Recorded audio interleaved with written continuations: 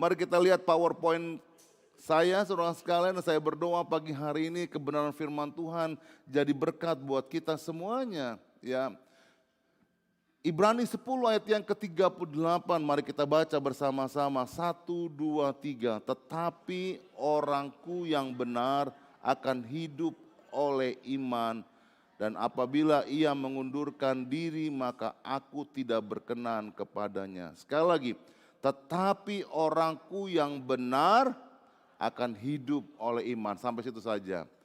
Coba dihafal dan direnungkan sama-sama. Oh, tetapi orangku yang benar, ya anak-anak Tuhan akan hidup oleh iman. Ya, next. Nah, ada sebuah pertanyaan yang disampaikan oleh Tuhan Yesus sendiri. Kalau iman itu menjadi satu hal yang sangat penting buat kita, maka Tuhan Yesus berkata begini dalam Lukas 18. Nanti kita akan baca di akhir khotbah ini ayat-ayat pertama, kedua, ketiga, keempat. Tapi kita akan baca dulu ayat yang ke-8 ini. 1, 2, 3. Tetapi jika anak manusia itu datang, maka ia akan mendapat iman di bumi. Apakah ia akan mendapati iman di bumi? Tadi dalam Ibrani 10:38, orangku yang benar akan hidup oleh iman. Apakah iman menjadi hal yang sangat penting sekali? Tentunya penting. Makanya Yesus berkata, akan tetapi jika anak manusia itu datang, apakah ia akan mendapati iman di bumi? Untuk itu tema saya pagi hari ini adalah, adakah iman di hatimu? Coba kiri kanan tanya, adakah iman di hatimu? Tanya diri kita sendiri dalam hati kita dan pegang dada kita, adakah iman di hatiku? Nah, ada pertanyaan saudara sekalian. Yang pertama, yuk kita baca bersama-sama. Yang pertama, 1, 2, 3. Apakah Tuhan akan mendapati iman atau tidak dari anak-anaknya di bumi ketika dia datang kali yang kedua? Kalau iman menjadi hal yang sangat penting, orang-orangku akan hidup karena iman. Dan Yesus bertanya kepada murid-muridnya dan kepada kita semuanya yang adalah murid-muridnya, ketika aku datang, when I'm coming back, adakah aku menjumpai iman di bumi ini? Nah, ini yang menjadi pertanyaan yang pertama. Apakah Tuhan akan mendapati iman atau tidak dari anak-anaknya di bumi ketika dia datang kali yang kedua? Yang kedua, mari kita tanya sama-sama dengan diri kita sendiri. 1, 2, 3. Apakah pertanyaan Tuhan Yesus menyentuh hati kita sehingga membuat hati kita bergetar atau biasa-biasa saja? Waktu tadi baca Lukas pasal yang ke-18 itu, adakah iman di bumi ini? Ketika aku datang, adakah iman di bumi ini? Apakah pertanyaan itu menyentuh hati kita? Yang membuat hati kita bergetar. Siapa yang pernah hatinya bergetar, saudara sekalian? Biasanya orang bergetar karena apa? Hadiah. Hadiah, bergetar. Ya, wah. Apalagi dapat uang itu ya, dapat bonus ya. Wah, nggak biasa-biasanya ini dapat bonus, ya kan? Dari supervisor, dari bos gitu ya. Apalagi kalau membuat hati kita bergetar, kira-kira, takut, bergetar. Siapa yang pagi ini masih bergetar kalau jalan di kuburan?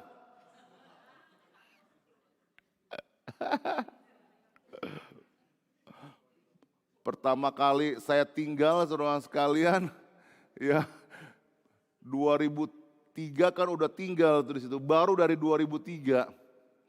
Kalau orang tanya, Bapak di sini udah berapa lama? Baru dari 2001. Orang bilang, wah itu mah bukan baru Pak. Ya, di area rumah saya itu 19 Wolf itu kan kuburan. Kalau kita parkir di daerah rumah saya agak susah, satu blok lah ke 19, di 20 susah cari 19. Biasanya di daerah kuburan itu ada saja gitu ya. Itu waktu pertama pindah. Ya, dari Indonesia kan kuburan itu kayaknya bagaimana gitu ya. Kalau di Indonesia ya.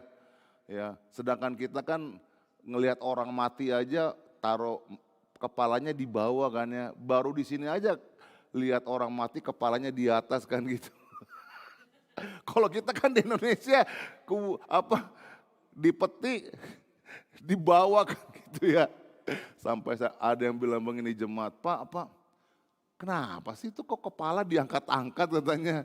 Biar kita mau duduk di belakang pun kita bisa ngelihat kepalanya gitu. Kayaknya dari Indonesia udah ditakut-takutin gitu. Iya, masih gemeter-gemeter gitu ya. Nah, apa yang membuat kita gemeter? Karena dapat bonus, uang, karena takut, ya. Apalagi kira-kira? Ya. Apa lagi kira-kira? Jatuh cinta.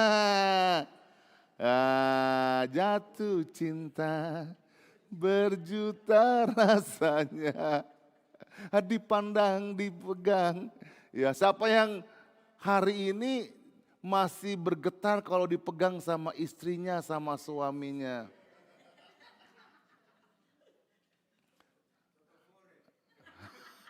Tato fore. Ya. Dulu saya pemimpin pujian saudara sekalian ya, pemimpin pujian. Pemimpin pujian di Ratu Plaza, Jakarta Theater ya, terus di mana-mana gitu ya. Saya sempat membantu almarhum Pak Paryaji tahun 88, waktu dia masuk ke GBI nggak punya pelayan. Ya, akhirnya karena papa saya waktu itu jadi ketua Jakarta, dia minta papa saya, boleh dong dari GBI Shalom melayani. Saudara sekalian, itu kalau di teater saudara sekalian kan di atas gitu ya, bisa lihat ke bawah gitu, wah itu puji-pujian gitu ya, itu suami istri sambil pegang-pegangan gitu ya. Itu sambil peluk-pelukan gitu ya. Ya, itu asik dilihatnya gitu. Saya berdoa supaya semua keluarga IBC juga tetap bergetar, romantis senantiasa. Amin. Ya, tepuk tangan dong semuanya. Ya, apalagi yang suami istri. Kapan terakhir kali suami istri gandengan tangan? Ya. Hah? Kalau menyeberang.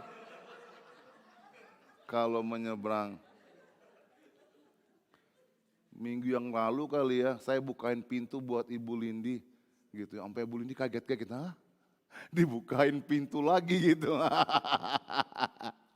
Ya, kapan terakhir kali gandengan tangan, kapan terakhir kali. Nah, apakah saudara sekalian kata-kata Yesus yang bertanya, adakah iman di bumi ini membuat saudara bergetar hati saudara? Atau biasa-biasa saja gitu.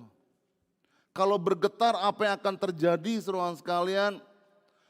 Apa yang akan saudara lakukan respon selanjutnya? Ya.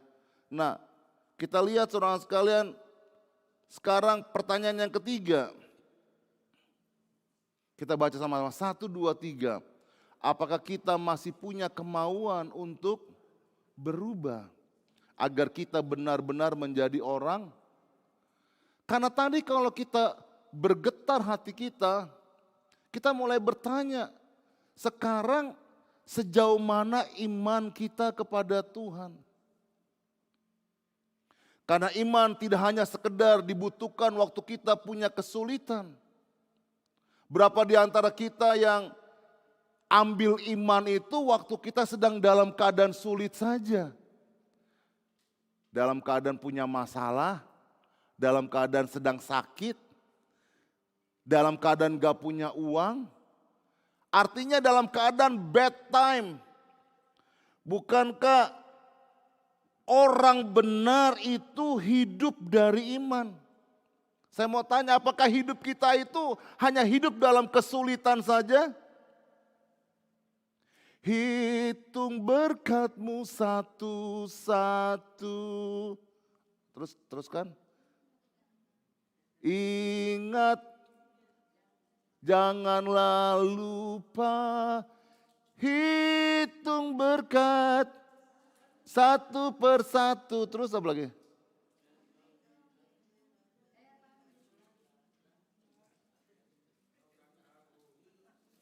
Apa Pak Teki? Kau kan kagum gitu. Ya. Kenapa kita harus dihitung satu persatu?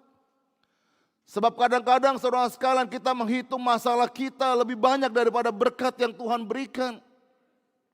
Bukankah berkat yang Tuhan berikan itu lebih banyak daripada masalah yang kita hadapi dalam hidup ini? Selalu baru setiap pagi, baru setiap pagi. Besar setiamu Tuhan, katakan besar. Besar setiamu, sama-sama. Kasih Tuhan tak berkesudahan. Tak habisnya rahmat-Nya. Angkat tanganmu sama-sama. Selalu baru setiap pagi, baru setiap pagi. Besar setiamu Tuhan, besar setiamu.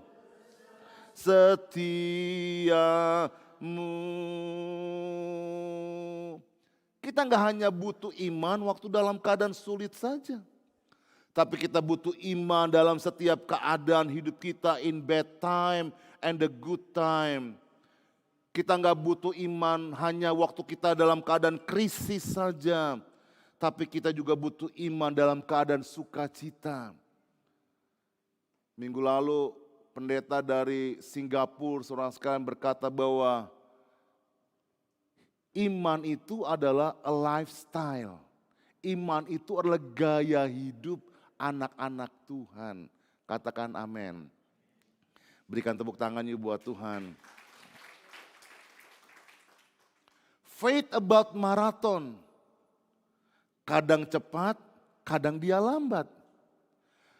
Maraton gak hanya cepat saja saudara sekalian. Ya, kalau cepat saja kita kehabisan napas, ngos-ngosan saudara sekalian. Karena maraton itu bisa berapa mile? 40 mile. Ya, kalau di Indonesia berapa kilometer? 17 kilometer, 5 kilometer, 10 kilometer, berapa? Paling panjang 21 kilometer. 21 kilometer paling panjang ya. Berarti itu berapa mile kira-kira? Around 40 miles something. Iya. Itu kita harus atur nafasnya. Ya. Untuk itu Alkitab berkata begini, walking in the spirit, walking in the faith. Berjalan dalam iman, tidak hanya talking in the faith. Tapi iman itu adalah berjalan dalam iman. Iman itu enggak cuma bilang begini, oh aku Kristen, aku percaya Tuhan. Agamanya apa kalau di Indonesia? Agamanya Kristen. Langsung kita bilang, oh kamu beriman kepada Tuhan. Tidak hanya itu. Dan Alkitab tidak pernah berkata talking in faith. Tapi walking in faith. Jalan serta Yesus, jalan sertanya setiap, oh jalan serta Yesus, Yesus selamanya. Amin. Jadi iman itu bukan cuma sekedar I am a Christian. I am a children of God. Tapi setiap hari walking in the spirit, walking in faith. Sampai sejauh mana kalau kita berkata bahwa kita beriman kepada Kristus, tidak hanya waktu nyanyian saja, waktu perkataan, tapi di luar juga. Sebab iman tanpa perbuatan adalah, sekali lagi, iman tanpa perbuatan adalah mati. Kita berbuat saudara sekalian tidak hanya hari Minggu saja. Kita berbuat tidak hanya waktu kita singing di gereja saja. Tapi kita berbuat dimanapun. Di rumah, di pabrik, di restoran. Jumpa orang, ketemu siapa saja. Kita acting saudara sekalian. Acting iman. Menunjukkan bahwa kita adalah anak-anak Tuhan. Katakan amin. Yang keempat saudara sekalian, pertanyaan yang keempat, sama-sama kita baca 1, 2, 3. Apakah kita masih punya kemauan untuk menjadi manusia yang berbeda ke depannya? Ini 4 pertanyaan saudara sekalian. Yang pertama sekali lagi, apakah Tuhan mendapati iman atau tidak dari anak-anaknya di bumi? Kenapa dia katakan ini? Karena dia tahu ada kesulitan yang besar. Katakan kesulitan yang besar. Ada pergumulan yang besar. Tapi juga ada penyertaan Tuhan buat kita. Sebab dia berkata, I am Immanuel, I'll be with you until the end of this earth. Aku akan menyertai engkau, Matius 28, pergilah jadikanlah semua bangsa muridku. Dan ketahuilah, katakan ketahuilah. Aku akan menyertai kamu sampai kesudahan akhir zaman. Boleh berikan tepuk tangan buat Tuhan. Kesulitannya besar, tapi anak-anak Tuhan adalah anak-anak Tuhan yang hidup karena iman. Bukan karena melihat situasi, bukan karena melihat keadaan, bukan karena melihat kantong kita, bukan karena melihat tubuh kita. Tapi kita hidup karena iman, percaya kepada Tuhan. Tidak hanya sekedar nyanyian, perkataan saja, tapi digenapi dalam hidup kita semuanya. Apakah pertanyaan Tuhan Yesus menyentuh hati kita sehingga membuat hati kita bergetar? Dan apakah kita masih punya kemauan untuk berubah agar kita benar-benar menjadi orang yang beriman? Tentunya Tuhan terus kasih kesempatan demi kesempatan buat kita untuk memperbaharui hidup kita. Boleh katakan amin? Dia nggak pernah bilang, wah udah terlambat. Ya, selalu ada kesempatan. Bilang kiri kanan, selalu ada kesempatan. Ya, apakah kita mesti punya kemauan? Kalau ada kesempatan, apakah masih punya kemauan untuk menjadi manusia yang berbeda? Selanjutnya, so faith is not an emotion, tapi sebuah keputusan untuk berdiri di atas kebenaran firman Tuhan. Firman-Mu pelita bagi kakiku, terang bagi jalanku. Yang tahu nyanyi sama-sama. Firman-Mu pelita bagi kakiku, terang bagi jalanmu. Waktuku bimbang hilang, tetaplah Kau di sisiku. Terus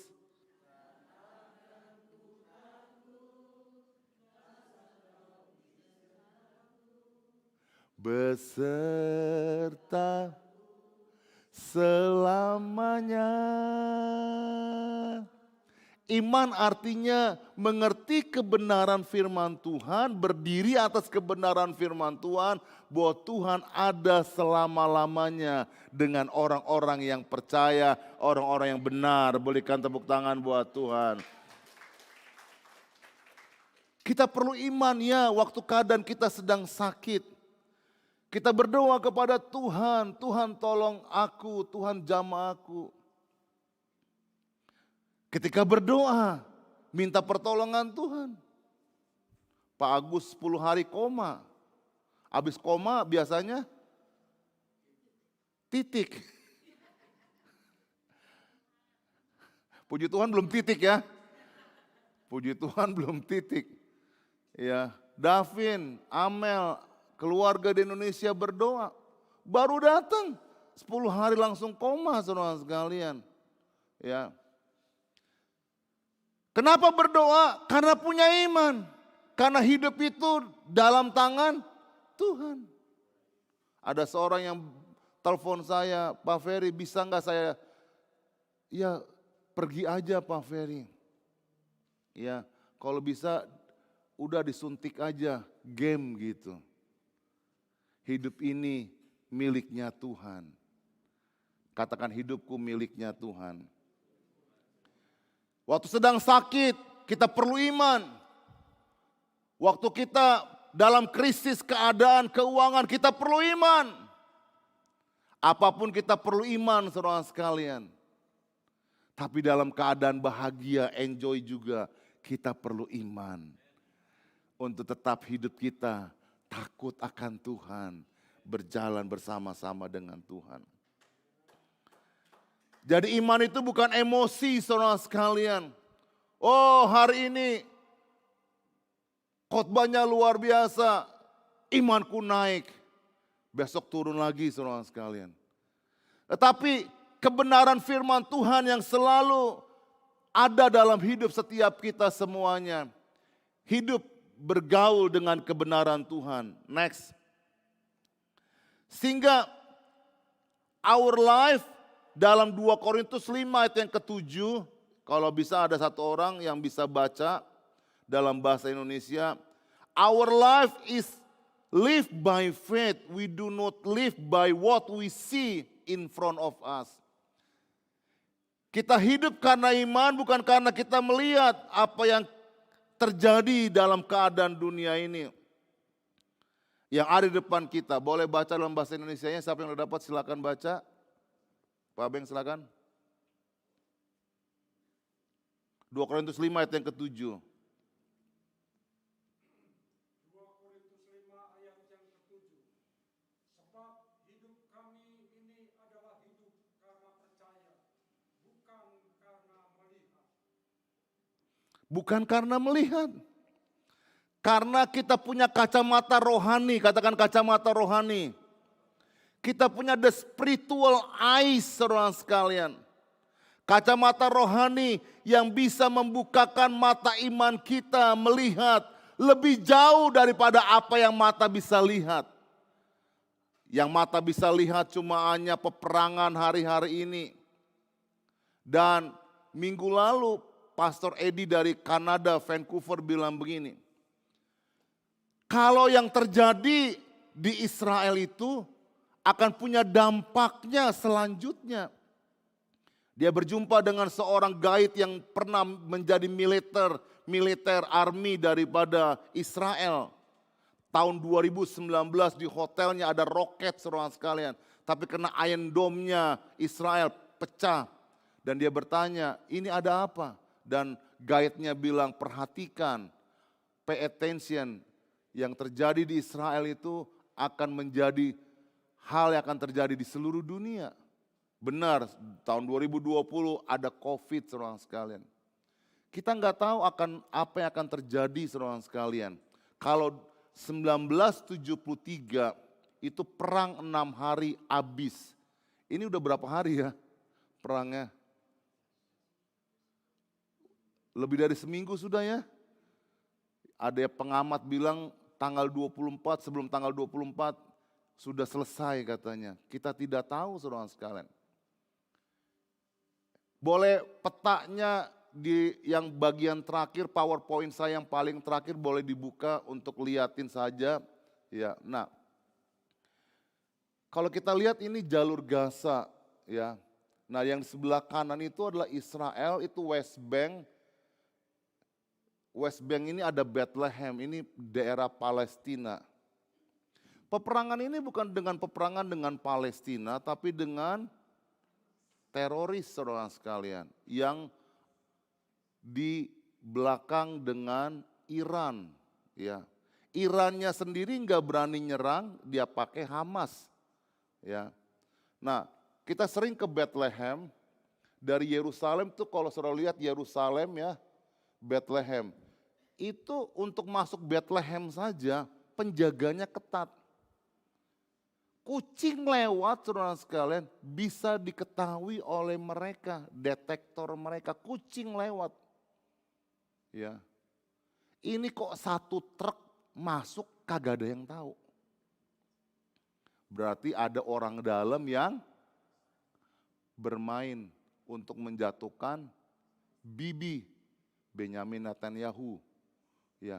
Tapi luar biasanya, ketika politik berkecamuk di sana, mereka sekarang bersatu sebagai Israel untuk menghancurkan teroris Hamas. Tidak lagi ada perpecahan politik di Israel, tapi mereka bisa bersatu.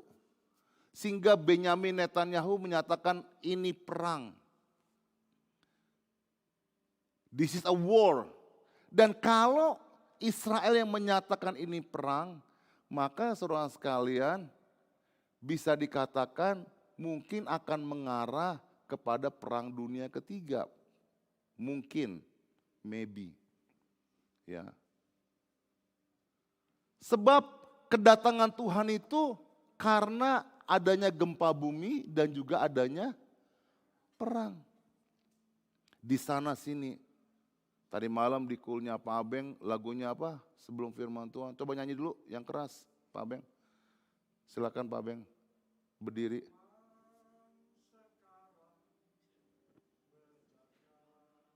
Lebih kuat lagi.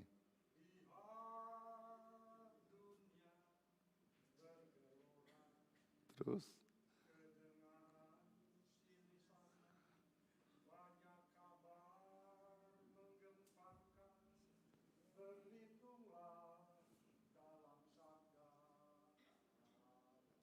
Berlindung bukan dari doi kita, berlindung bukan dari dolar kita, tapi sabda Allah.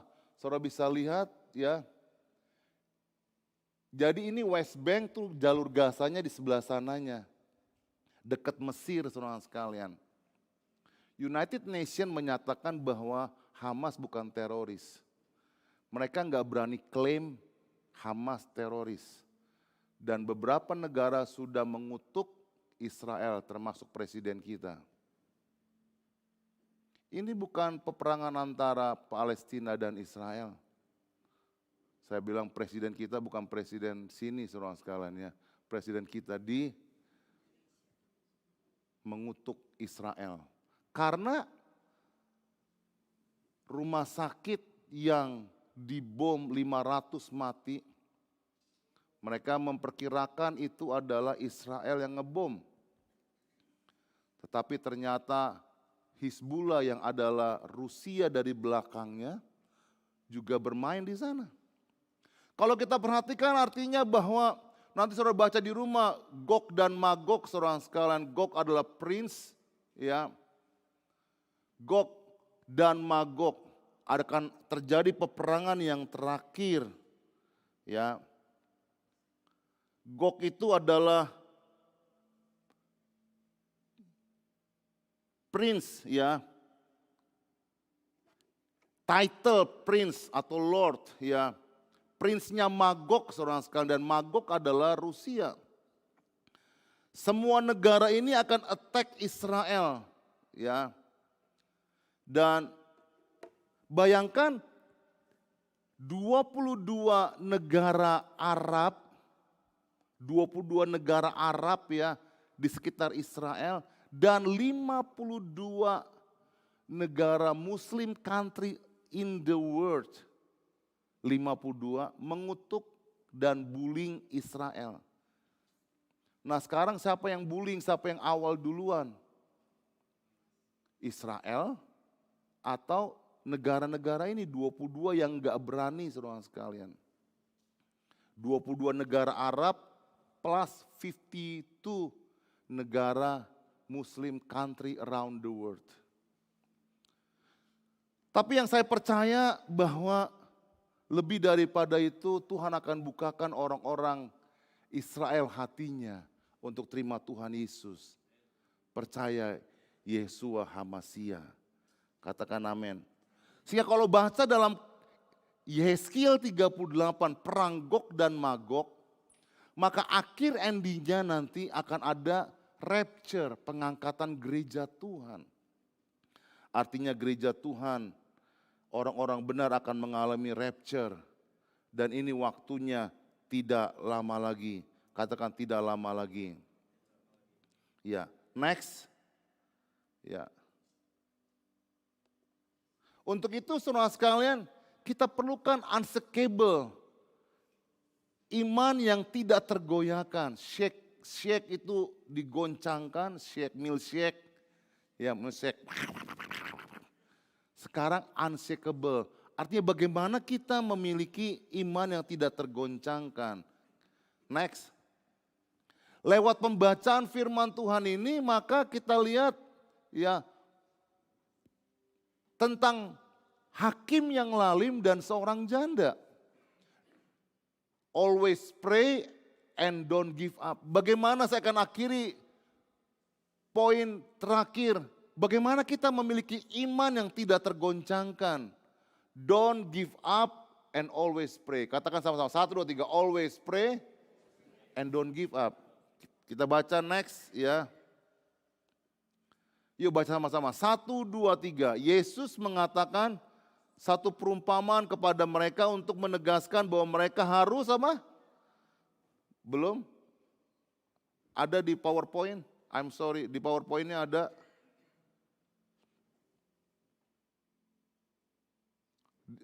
Hilang di PowerPoint-nya? Lukas 18. Lukas 18. Apa PowerPoint saya nggak masuk tadi ya? Boleh dibuka lagi, Andrew?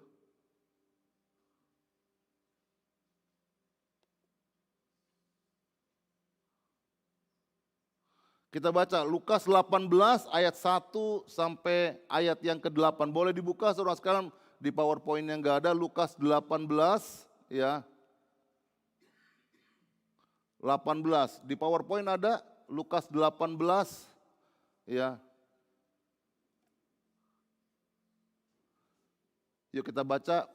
Pak Abeng boleh baca Pak? 1 sampai 8.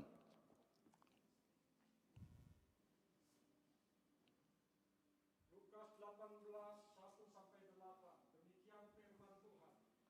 Yesus mengatakan suatu perumpamaan kepada mereka untuk menegaskan bahwa mereka harus selalu berdoa dan tidak jemu-jemu. Katanya, dalam sebuah kota ada seorang hakim yang tidak takut akan Allah dan tidak menghormati seorang pun. Dan di kota itu ada seorang janda yang selalu datang kepada hakim itu dan berkata, belalah aku terhadap lawanku.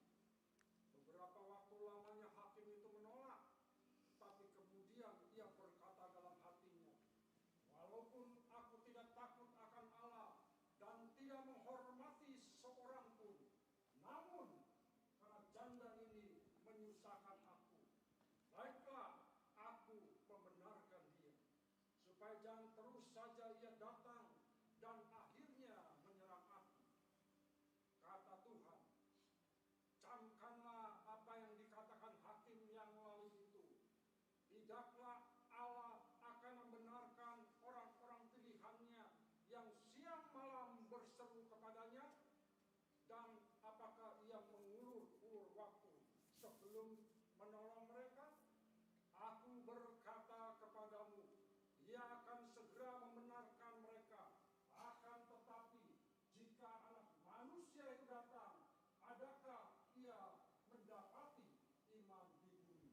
Ini kalau lihat dalam Lukas 18 ini dan saya di PowerPoint masih tulisannya merah.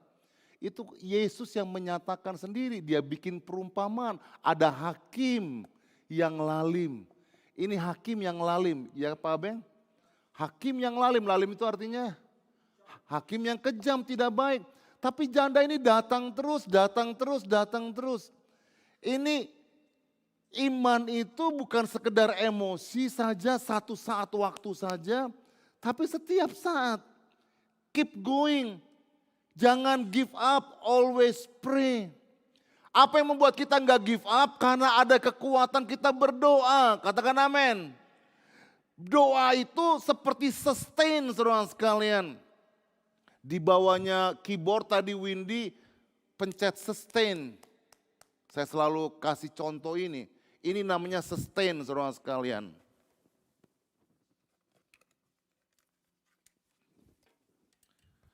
Ini namanya sustain. Kalau pemain keyboard pencet ini, maka dia bunyinya akan panjang. Do. Tapi kalau nggak dipencet, do. Kalau dipencet, do. Ini sustain. Nah, apa yang membuat kita tidak give up? Iman kita adalah iman yang terus menerus. Iman kita sustain untuk kekuatan kita. Kita mau give up, kita mau menyerah. Tapi ada iman, harap, percaya kepada Tuhan. Yang terus membuat kita tidak akan give up, tidak akan menyerah. Boleh katakan amin? Berikan tepuk tangan buat Tuhan. Untuk itu saudara sekalian, Tuhan katakan kalau hakim yang lalim saja tahu membenarkan janda ini, demikian kamu yang terus menerus berdoa. Sejak pandemik saudara sekalian, maka Pastor Network yang minggu lalu datang semua saudara sekalian ke Philadelphia, itu punya hati untuk berdoa bersama-sama. Siapkan Zoom-nya, Andrew. Dan mulai dari bulan Juni 2020, kita adakan Zoom. 1 jam, 2 jam, 3 jam. Sampai hari ini Zoom-nya nggak berhenti-berhenti 24 jam kita berdoa menyembah Tuhan. Bisa ditampilkan? Ya, kita terus menerus saudara sekalian berdoa memuji menyembah Tuhan. Anytime dari manapun saudara bisa bergabung. Nah ini kita tampilkan live, sedang live. Buka suaranya. Dibuka suaranya. Ini sekarang yang sedang ini dari 1H ya.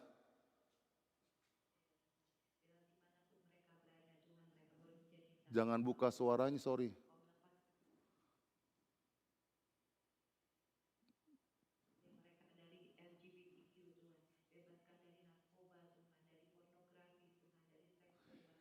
Ini 24 jam. Terus nyalakan aja.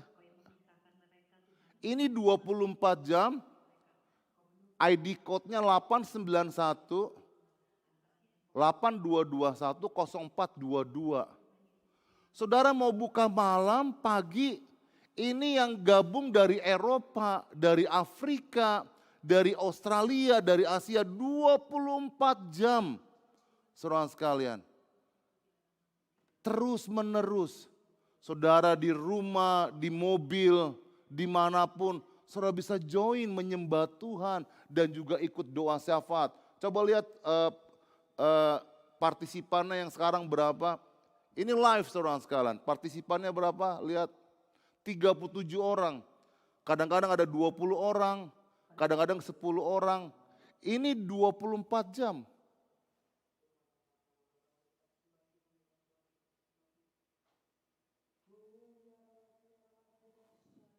Ya, terima kasih.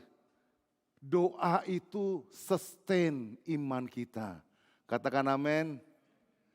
Sehingga kita keep going.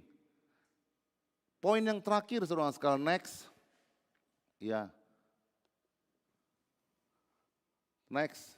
Kita baca sama 1, 2, 3. Sebab itu janganlah kamu karena besar upah yang apapun pergumulan yang kita hadapi dengan iman.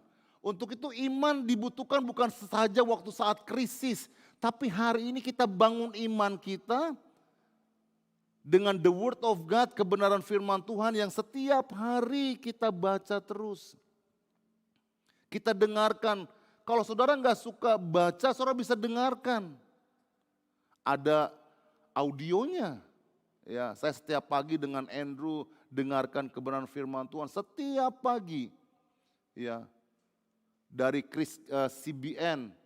Saudara juga bisa dari mana saja, di YouTube ada, dengarkan firman Tuhan. Karena itu yang akan membangun sustain iman kita. Ya. Next. Do not throw away. Ini bahasanya dalam bahasa Inggrisnya. Jangan lepaskan, bahasa Inggrisnya jangan throw away. Yang di throw away itu apa biasanya yang dibuang? Sampah. Yang dibuang sampah yang gak dipergunakan. Ini bahasa Inggrisnya, jangan buang iman saudara. Jangan lepaskan iman saudara, katakan amin. Apapun masalah yang kita hadapi, keep going. Praying, always praying. Dan terus berharap kepada Tuhan. Katakan amin. Next, yang terakhir saudara sekalian. Ya, iman itu adalah sebuah relationship. Iman itu adalah sebuah hubungan. Next. Yang pertama, kita selalu bertanya-tanya dalam hati kita. Masihkah ada iman? Ini selalu bertanya, masihkah ada iman ya dalam hatiku? Kira-kira kalau aku punya masalah, apakah aku tetap cinta Tuhan? Apakah kalau aku sudah menjadi orang yang diberkati Tuhan, apakah aku tetap setia sama Tuhan, tetap melayani Tuhan? Apakah aku tetap cinta Tuhan sampai akhir hidup aku? Selalu bertanya. Yang kedua, tukar pikiran dengan istri, dengan suami kebenaran firman Tuhan. Ya, apa yang saudara baca, apa yang saudara dengar, di komsel kita selalu sharing, di doa. Kita ada doa saudara sekalian setiap hari Selasa jam 7 malam, Sabtu, ya Selasa, Sabtu. Katakan Selasa, Sabtu. Sabtunya jam 7 pagi, mungkin kalau Selasa saudara pikir, oh mau kerja besok. Datang Sabtu pagi saudara sekalian. Saudara bilang, aduh masih tidur Pak, mau bikin jam berapa lagi? Kita udah bikin Selasa malam dan Sabtu pagi jam 7. Bangunlah lebih pagi saudara sekalian. Dan waktu bangun pagi-pagi, saudara korbankan waktu tidur saudara, bertemu dengan Tuhan, menyembah Tuhan, luar biasa. Berikan tepuk tangan buat Tuhan. Kemarin pagi kita ada 12 atau 13 orang pagi menyembah Tuhan. Datang saudara sekalian, ada Sabtu, ada hari Selasa. Ya, tukar pikiran, sampaikan kebenaran firman Tuhan bersama-sama. Yang ketiga, teringat apa yang dikatakan Yesus. Ini harus terngiang-ngiang. Kita harus ingat apa yang dikatakan Yesus dalam kebenaran firman Tuhan. Perkataan siapa yang masih kita ingat dan kita pegang? Perkataan Yesuskah atau perkataan orang lain? Perkataan siapa yang menyakitkan kita sehingga kuasa pengampunan tidak bisa masuk dalam hati kita? Kalau kita membangun dengan kebenaran firman Tuhan setiap hari, maka perkataan firman Tuhan itu yang masuk dalam hati kita. Katakan amin. Perkataan siapakah yang masih kita pegang? Kebenaran firman Tuhan yang terus menjadi pedoman dan pegangan buat hidup kita. Atau kita nggak punya kata-kata dalam hati kita lagi untuk mengkonfirmasi atau memperkuat kita. Saya berdoa biar firman Tuhan terus ada dalam hati kita untuk mengkonfirmasi, untuk memperkuat kita. Ketika kita sedang lemah, firman Tuhan katakan, kuatkan dan teguhkanlah hatimu. Ya, be strong and be courageous di dalam Yosua pasal yang pertama 6, 7, 8. Atau kita hanya percaya kepada perkataan sesaat saja. Berita yang menggemparkan, berita yang menakutkan. Itu berita sifatnya sesaat saja, katakan berita hanya sesaat saja. Yang important adalah apa yang dikatakan Yesus harus disimpan dan diingat dalam hati kita untuk membangun iman percaya kita kepada Tuhan. Mari kita berdiri bersama-sama.